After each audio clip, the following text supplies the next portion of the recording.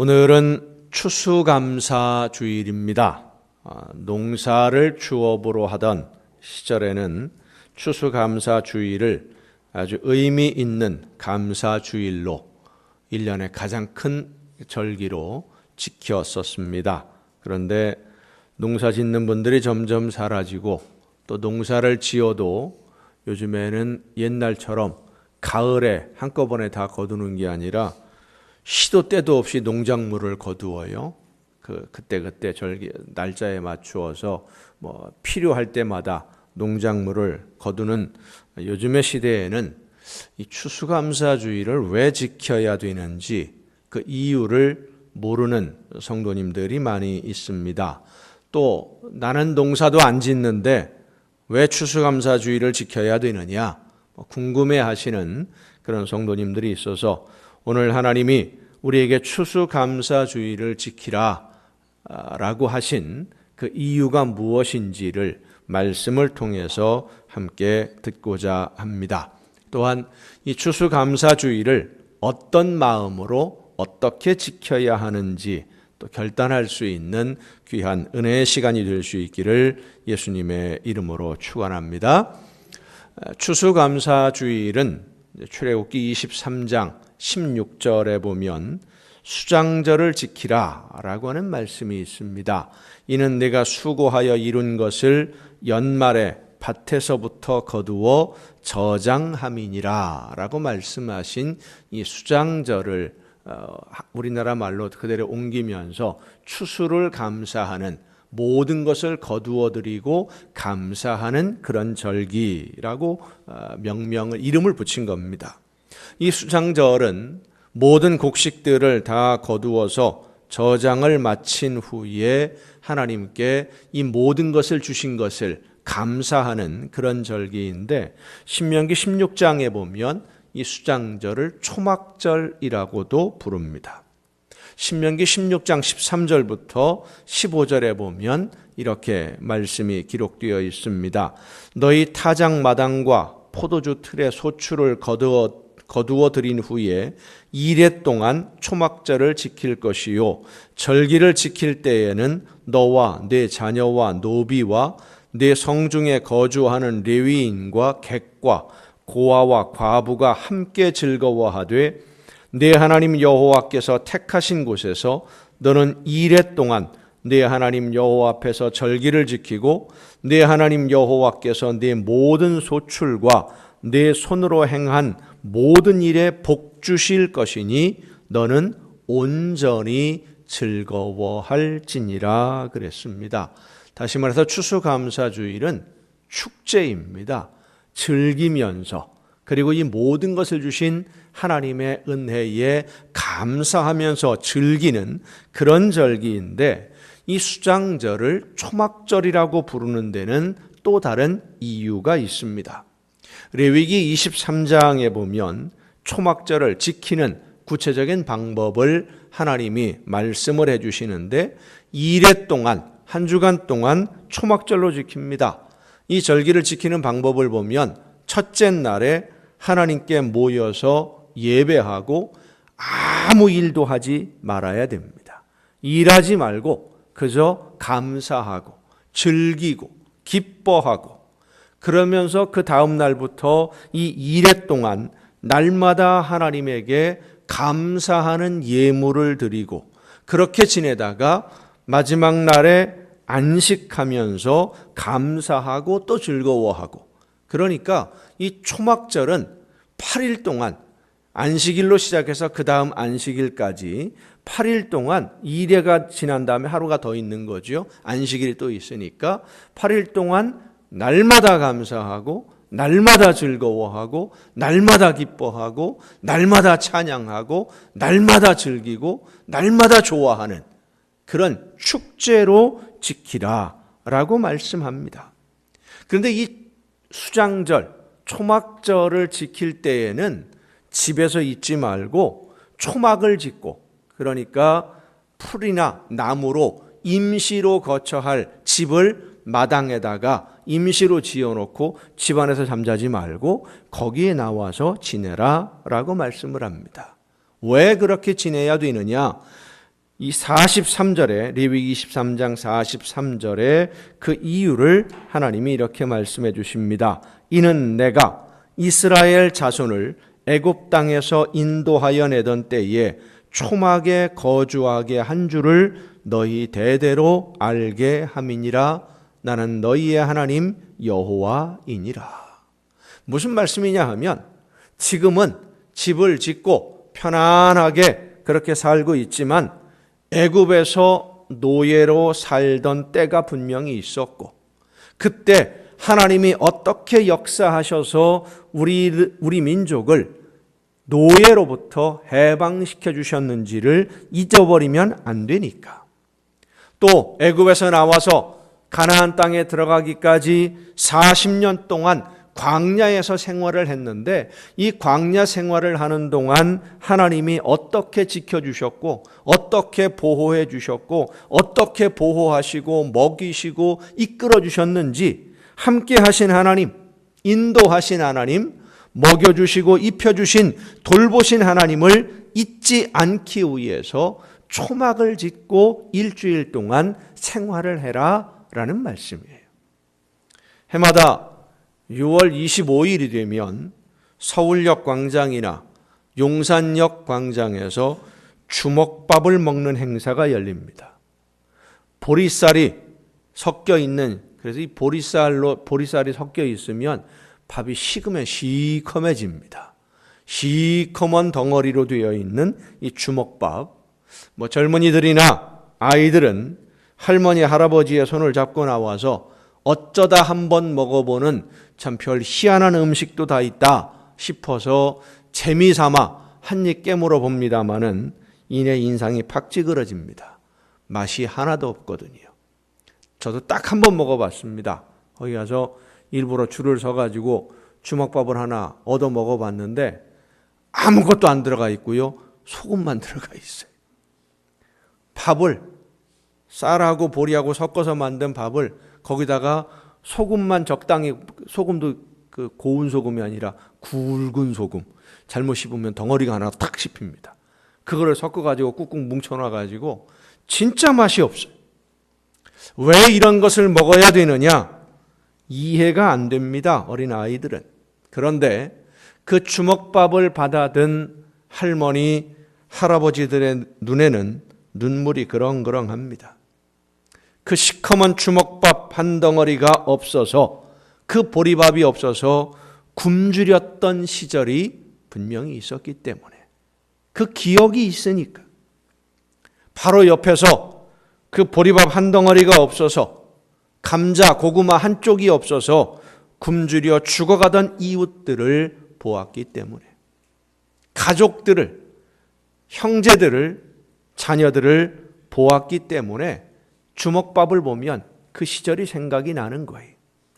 보리밥 한 덩어리는 단순히 식은 밥 한 덩어리가 아니라 과거를 기억하게 하고 오늘을 생각하게 하는, 그래서 오늘 밥 걱정 안 하고 이렇게 살게 된 것이 얼마나 감사한지를 되새기게 해주는 상징적인 음식이 바로 보리밥입니다. 그래서 6월 25일이 되면 어른들은 아무것도 모르는 아이들을 데리고 와서 보리밥 한 덩어리 받아들고 맛이 없다고 왜 이런 걸 먹어야 되느냐고 인상을 찌그리는 아이들에게 우리가 말이야, 옛날에는 얼마 전에 내가 어렸을 때 이러이러한 일을 겪었는데 하면서 수십 번도 더 들은 옛날 이야기를 시작하곤 하는 겁니다. 수장절, 초막절은 그렇게 지난 시간들을 기억하고 하나님의 도우심과 그 은혜에 감사하면서 지금까지도 함께 하시고 모든 것을 채워주시는 하나님이 앞으로도 더 좋은 것으로 채워주실 것을 믿고 더 많이 감사하기로 다짐하는 절기, 이것이 바로 수장절이고 초막절이고 오늘날의 추수감사주일입니다. 감사라고 하는 것은 시간이 지나고 나서야 깨닫는 것들이 대부분입니다. 사건이 지금 일어났는데 그 일을 당할 때는 이게 어떤 의미가 있는지 잘 몰라요.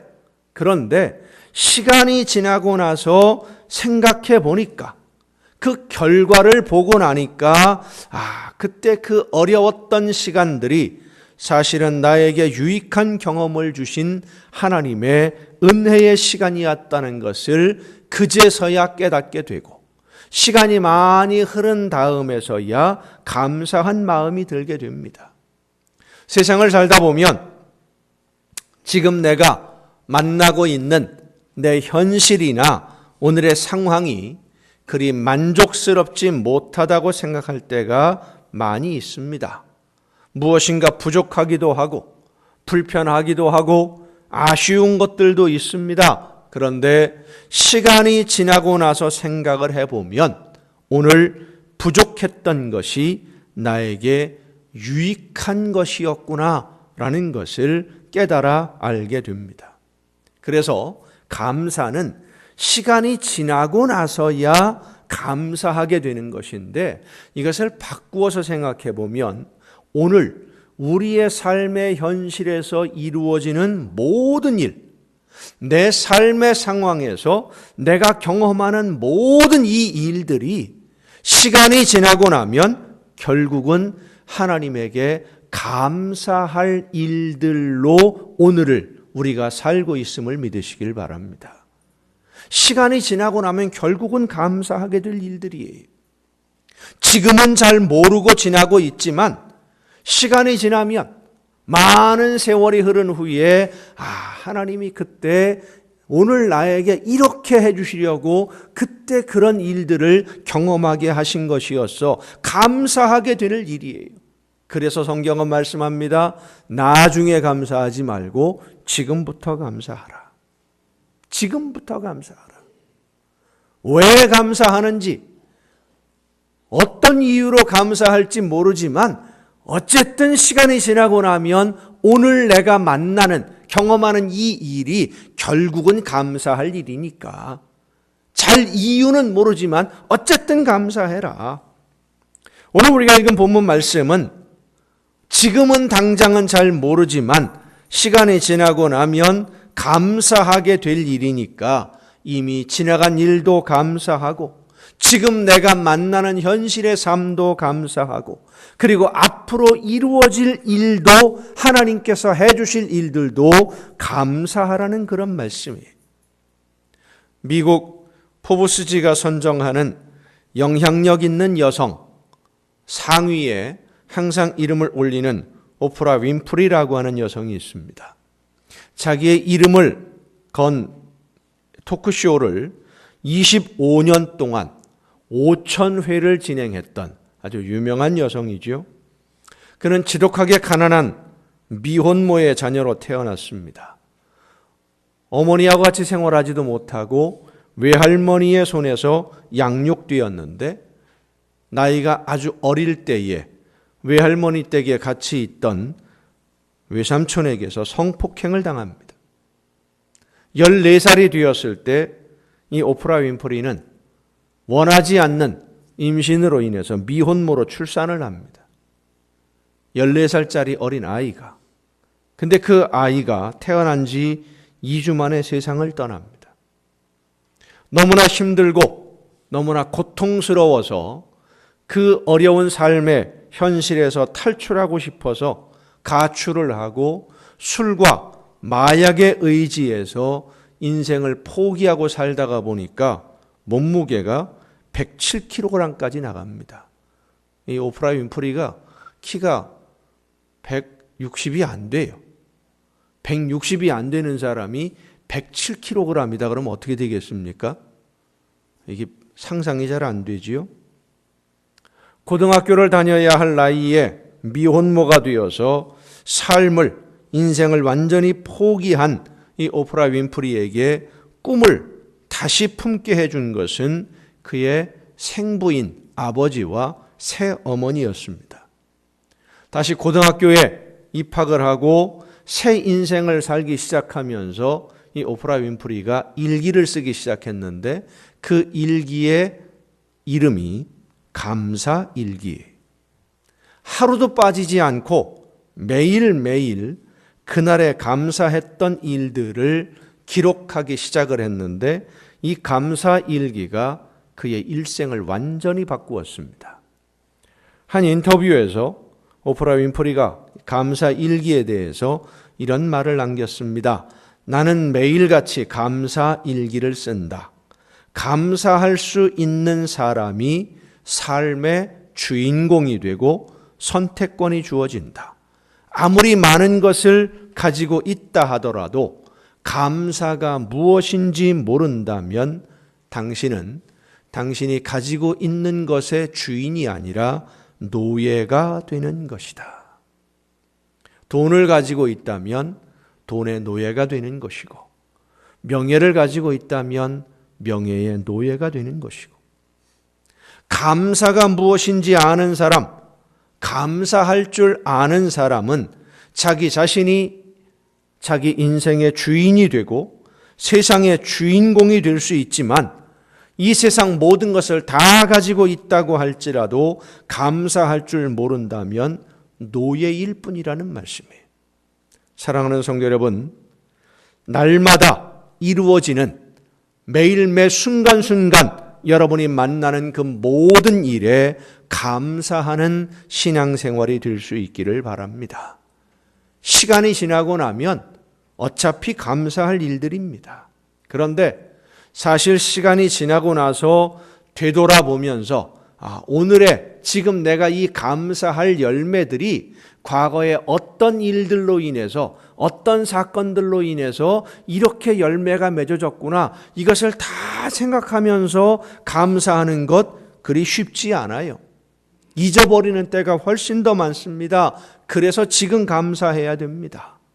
지금은 왜 감사한지, 내 현실이 앞으로 어떤 열매로 나타나게 될지는 모르겠지만 하나님은 합력해서 선하게 이루어 주시는 분임을 믿는다면 지금 감사해야 되는데, 지금 감사해야만 감사를 떼어먹는 예의도 모르는 사람이 되지 않기 때문이에요. 감사 도둑이 되지 않으려면 지금 내 삶에 만나는 모든 일들에 대해서 진심으로 감사하는 여러분 모두가 되시기를 예수님의 이름으로 축원합니다. 얼마 전에 동료 목사님들과 대화를 나누다가 뜬금없이 한 목사님이 고맙다고 인사를 해요. 정 목사님 참 고맙습니다. 갑자기 고맙다고 인사를 해서 받기는 받았는데 내가 그분에게 고마운 일을 해준 적이 없거든요. 아무것도 모르겠는데 뭐가 고맙고 뭐가 감사한지 도대체 무슨 말씀이냐 물어봤더니 몇 년 전에 그 목사님들 모임에서 말씀을 좀 전해달라고 해서 말씀을 전한 적이 있습니다. 예배를 인도하면서 말씀을 전한 적이 있는데 이 목사님 얘기가 그때 말씀을 들을 때는 가슴에 와 닿지는 않고 이 목사님들이 말씀을 들으면은요 직업병이 발동을 합니다. 저도 목사다 보니까 말씀을 들으면 말씀을 통해서 하나님의 음성을 듣고 은혜를 받는 게 아니라 분석을 합니다. 서론은 이렇게 시작해서 저 목사님은 이 본문 말씀을 이런 주제로 이해를 했구나.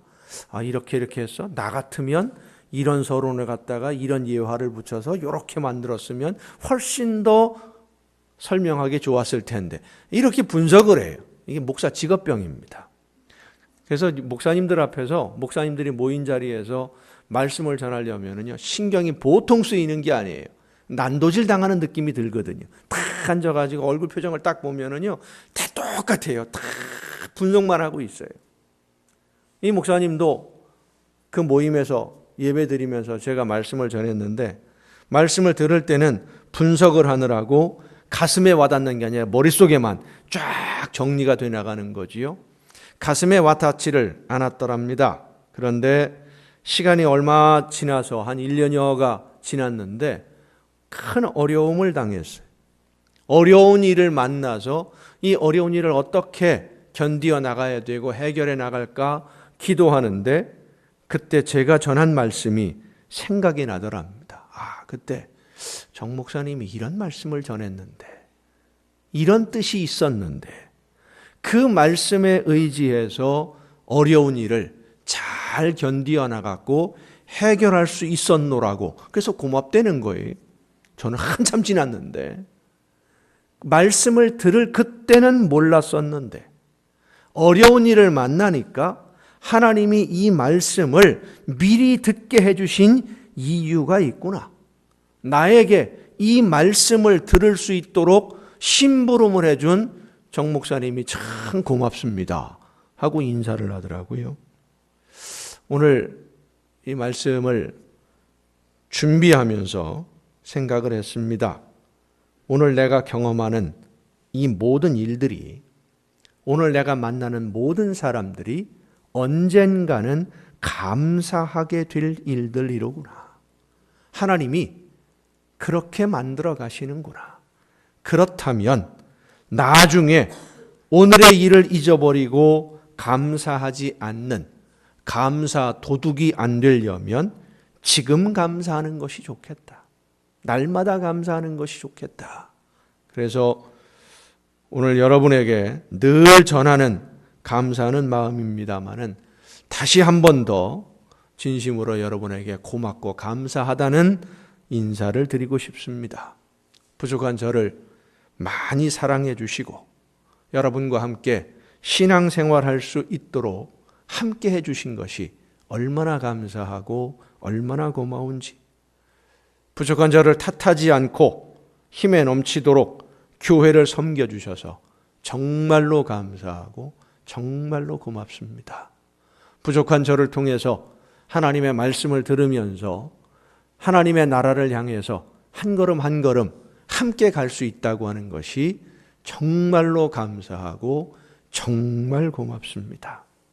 여러분, 한 분 한 분이 저에게 주신 사랑이 너무나 고맙고 너무나 감사했고, 우리 난광의 성도들처럼 품성이 훌륭한 성도님들과 함께 말씀을 나누면서 하나님의 나라를 향하여 함께 갈 수 있다는 것이 너무나 감사한 일입니다.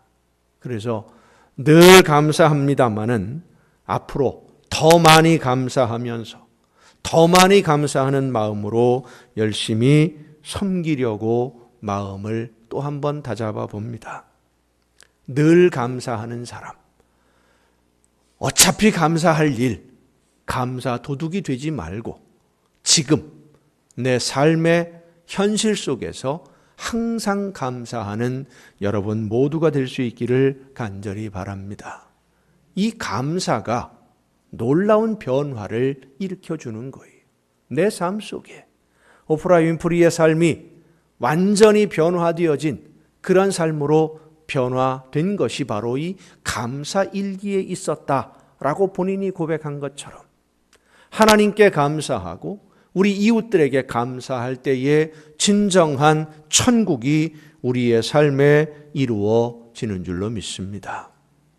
한 세미나에서 있었던 일입니다. 어떻게 하면 부부간에 다툼이 없이, 원망이나 불평이 없이 행복하게 잘 살 수 있을까 하는 주제로 강사가 열심히 설명을 했어요.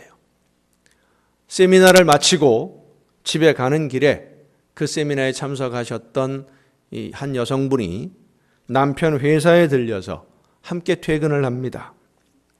남편이 운전하는 차를 옆에서 타고 가는데 퇴근길이다 보니까 차량이 많잖아요. 근데 앞에 가는 차가 영 운전이 서툴러요. 그러니까 이 남편이 하는 말이, 우리가 흔히 하는 말이 있죠. 아줌마들이 말이야, 이 시간에 왜 차를 끌고 나와서 저러는지 모르겠다고 남편이 불평을 합니다. 그 소리를 듣고 있다 이 아내 되시는 분이 한마디를 했습니다. 저 차 운전하는 사람이 아줌마인지 아닌지 당신이 어떻게 알아? 내가 차 운전하다가 당신이 지금 하는 말처럼 그런 말을 듣는다 그러면 당신은 기분 좋겠어? 당신 처음부터 운전 잘했어? 누구나 다 초보 운전일 때가 있잖아. 다 맞는 얘기죠. 틀린 얘기 아니에요. 맞는 말입니다. 그런데 들으면 별로 기분이 안 좋아지는 말이, 특히 남자들은요, 아내가 맞는 말을 하면 입을 딱 다물어 버립니다. 할 말이 없거든요. 뭐 얘기해봐야 싸움만 더 커지니까 여러분이 뭐라고 얘기했는데 입을 딱 다물었다. 내가 맞는 말을 했구나. 거기서 끝내야지. 그래. 아무 말도 안 해. 더 열받아갖고 막 싸하면은요, 진짜 3차 대전이 일어납니다. 그렇게 되면 입을 딱 다물면 묵시적으로 수긍하는구나 하고서 같이 입 다물면 되는 거예요. 이 남자들은 어쨌든 입을 다무는 습성이 있으니까 이 남편도 입을 딱 다물어요.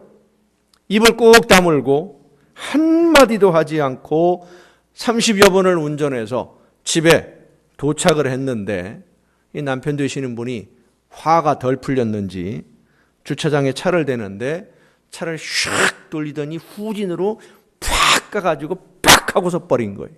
고개가 뒤로 확 젖혀질 정도로 아주 험하게 주차를 했어요. 옛날 같았으면 누구 죽이려고 그러는 거야 하고 소리를 뻐락 질렀을 텐데 이 사람이 어디 지금 들이박을 일 있어? 했을 텐데 세미나에서 조금 전에 들은 얘기가 갑자기 생각이 나더랍니다. 그래서 남편에게 이렇게 말을 했습니다. 우와, 당신 주차 정말 끝내준다. 이렇게 후진으로 단숨에 주차를 해. 나 지금까지 이 주차장에서 당신처럼 멋있게 백으로 주차하는 사람 처음 봤어. 와, 박력 있네. 우리 신랑 살아있네. 엄지를 척 들면서 밝게 웃어주었답니다. 그랬더니 30분 넘게 입을 꾹 다물고 안동 하회탈처럼 인상을 팍 쓰고 운전을 하던 남편이 아내를 척 바라보면서 하는 말이 왜? 나 후진으로 서울까지도 갈 수 있어.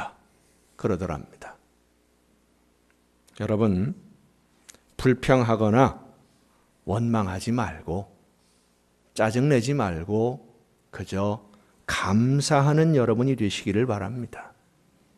보이는 식구들, 남편이나 아내, 자녀들에게 부모님에게 감사하지 않는 사람이 하나님에게 감사할 수 없습니다.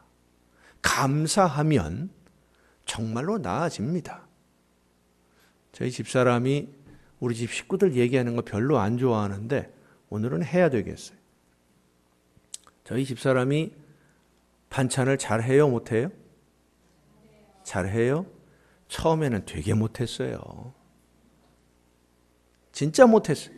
근데 밥을 해놓고 반찬을 해놓을 때마다 그냥 맛있다고만 고맙다고 맛있다고 당신 때문에 내가 지금 체중이 늘어난다고 맨날 그랬더니요. 진짜 맛있게 해요. 손재주가 좋아요. 손맛이 좋아지더라고요. 앉아가지고 이걸 반찬이라고 해놨냐, 뭐가 간이 맞네, 안 맞네, 여기는 뭐가 덜 들어갔네, 더 들어갔네, 그러면은요, 점점 손맛을 잃어버리게 됩니다. 반찬 맛이 없어지는 거예요. 여러분, 집에서 음식이 맛이 있으면 감사를 많이 하는 집이고요. 음식 맛이 점점 이상해진다. 나이가 들어갈수록 음식 맛이 점점 이상해지지요. 간을 제대로 못 보지요. 왜 그러는지 아십니까? 고맙다는 감사하다는 말을 점점 못 듣거든요. 신혼 초에는 많이 해주는데 시간이 가면 갈수록 그 얘기를 안 해요. 그러니까 음식 맛이 점점 떨어지는 거예요. 감사할 때 우리의 삶의 변화가 일어나고요. 눈에 보이는 가족들에게 감사하지 않는데 어떻게 보이지 않는 하나님께 감사할 수가 있겠습니까? 왜 감사하지 않습니까? 내가 생각한 기준에 못 미치니까 감사하다는 생각이 안 들어요. 그런데 여러분 사실 생각해 보세요.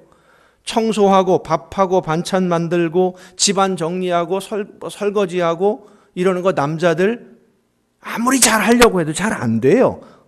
이게 안 하려고 해서 안 하는 게 아니라 일부러 그러는 게 아니라 진짜 아무리 하려고 해도 나름대로 열심히 해놔도요. 그 전문가들이 볼 때는 영 시원찮은 거예요.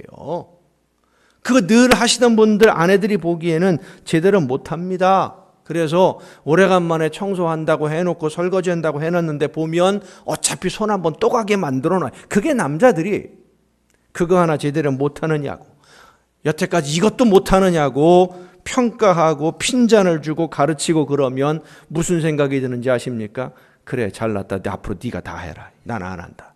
어차피 뭐 말 들을 거 내가 뭐 손을 대. 힘든데. 그렇게 되는 거예요. 근데 여러분 반대로 생각해 보세요. 요즘 스마트폰, 핸드폰들 기능이 참 많아요. 남자분들은 그래도 웬만큼 그걸 다 찾아내서 써요, 기능들을. 근데 여자분들은 잘 못 쓰시는 분들이 많아요. 아무리 설명을 해줘도 이게 뭐 안 돼. 얼마 전에 설명을 해줬는데도 또 잊어버려. 이게 또 안 된다고 물어본단 말이에요. 핸드폰, 스마트폰에 공인인증서 담아가지고 다닌다는 게 이게 뭔 소리인지 이해가 안 되는 분도 있어요. 어젠가요? 그저께인가요? 주방에서 뭐 일을 하다가 밥을 먹는데 우리 성도님 중에 한 분이 스마트폰이 시커매 화면이 왜 이렇게 시커멓게 놓고 쓰느냐 그랬더니 이게 기계가 오래돼서 그런지 환해지질 않는데 꺼멓대요. 그거 좀 밝게 좀 조정하면 되지 않느냐. 제일 밝게 해놓은 게 이렇대요. 그래서 좀 줘보라고 이렇게 하나를 툭 건드리니까 환해졌어요. 이렇게 다시 돌려줬어요. 이렇게 써야지 그랬더니 아니 어떻게 했길래 이게 환해졌니? 그걸 또 어떻게 말로 또 설명을 합니까? 그냥 그렇다고 하고 막 넘어가야지. 그거 설명해줘도 얼마 지나서 분명히 그분 그러실 거예요. 목사님 이거 또 껌껌해졌어요. 이거 어떻게 해야 되는 거예요? 또 물어보러 올 거예요 아마. 그것도 모르냐고. 전번에 가르쳐줬는데 그것도 기억 못하냐? 그러면 여러분 기분 어떠세요? 짜증나잖아요. 네 잘났다. 그 생각이 들잖아요. 너 잘났다. 너 똑똑하다. 그런 말 들으면 짜증만 나고요. 지옥이 되는 겁니다. 운전 배울 때 남편이나 가족들에게 운전 못 배워요. 남자들이요. 운전 강사들도 자기 부인이나 자녀들 운전 못 가르칩니다. 한번 이야기를 해주었는데 두 번, 세 번까지는 꾹 참고 얘기해 줍니다. 좋은 표현을 해주려고 합니다. 그런데 옆에서 들을 때는 점점 성질 나는 거 알아요, 벌써. 성질 났구나. 화가 났구나. 세 번, 네 번 넘어가면은요, 이제는 말이 막 나가는 거예요. 전에 어떤 분이 그런 얘기를 하시더라고요. 우리 교회 같이 나오는 성도님인데, 차를 새로 사가지고 이제 운전을 연습하다가 교회를 오셨는데 얼굴이 벌개져 갖고 들어오셨어요. 아니 왜 그러시냐고 그랬더니 말이야 아무개한테 운전 좀 가르쳐 달라 그랬더니 버르장머리 없이 말이야 막 그런다고 그래. 이게 뭔 소리예요? 그랬더니 아니 지금은 이제 오토입니다만은 거의 대부분이 옛날에는 기어를 넣었잖아요. 기어가 있는 자동차를 이제 운전을 하는 걸 배워줬는데 가르쳐 주는데 클러치를 밟고 이렇게 넣으라고 얘기를 해줬는데 처음 하다 보면 이게 안 맞지 않습니까? 손발이 한꺼번에 돌아야 되는데 이게 잘 안 돼요. 핸들도 잡아야죠. 기어 움직여야죠. 발은 두 발은 같이 써야죠. 이게 정신이 없거든요. 눈은 앞으로 또 봐야 되고. 그러니까 제대로 못했나 봐요. 그러니까 옆에 있던 분이 나이가 한참 어리신 분인데 아니 이 정도도 못해요. 그리고 소리를 질렀다는 거예요. 아니 말이야 내가 말이야 자기보다 나이를 먹어도 말이야 10년이나 더 먹었는데 말이야 말을 함부로 한다고. 에이 못 쓰겠다고. 얼마 있다가 그분이 자기 부인에게 운전을 가르쳐 주신다고 그래서 같이 연습하러 나가신다고 그래서 어떻게 되나 봤습니다. 아니나 다를까 10분도 못해서 들어왔어요. 그러더니 그 부인 되시는 분이 그럽니다. 에이 성질나서 운전 안 한다고 이제는. 다시는 운전 안 한다고. 왜 그러냐 그랬더니 말이야 사람 이렇게 무시를 한다고. 근데 그분이 얼마 전에 자기 무시한다고 그랬던 분이거든요. 왜 그렇게 됩니까? 내가 기대한 것만큼 안 된다라고 생각하니까 감사하지 않는 거예요. 청소 제대로 못하지만 설거지 해놓아도 또 손이 가야 되지만 그래도 뭔가 도와주려는 그 마음을 보면서 고맙다라는 마음을 가질 때 그것을 표현할 때 우리의 가정에 웃음소리가 나기 시작하는 줄로 믿으시길 바랍니다. 여러분 자신을 생각해 볼 때 여러분은 완벽하다고 생각하십니까? 완벽하다고 생각하면 교만한 겁니다. 나만 한 사람 없다고 생각하십니까? 교만이 하늘을 찌르는 겁니다. 우리는 부족합니다. 못하는 것이 참 많은 사람들입니다. 그런데 나처럼 못난 사람을 아내로, 남편으로 함께 살아주니 고맙다고 생각을 하면, 그래서 감사하면 그 가정은 천국이 되는 줄로 믿으시길 바랍니다. 나는 너보다 잘났다고 생각하니까 날마다 짜증이 나고 불평이 생겨요. 여러분의 가족에게 감사하고 감사하는 마음으로 자랑할 수 있기를 바랍니다. 자랑은 고마운 마음이 있어야 자랑할 수 있어요. 자녀가 고마워야 자녀 자랑을 하는 것이고요. 부모님이 고마워야 부모님을 자랑합니다. 오늘 우리가 읽은 본문 성경 말씀은 만민 중에 하나님을 자랑하라 그랬습니다. 찬양하며 자랑하며 세상 모든 사람들에게 하나님이 어떤 분인지 알게 하는 사람은 마음이 즐겁게 될 것이다 그랬어요. 하나님을 자랑한다는 것은 하나님께 감사하는 마음이 있는 것이고, 하나님께 감사할 때에 하나님이 주시는 은혜로 말미암아 우리의 삶은 더 풍성해지고 더 행복해지고 기쁨이 넘치는 천국이 되는 줄로 믿습니다. 사랑하는 성도 여러분, 지금 현실은 감사할 일이 없는 것 같아도 시간이 지나고 나서 돌이켜보면 모두가 감사할 일들 뿐입니다.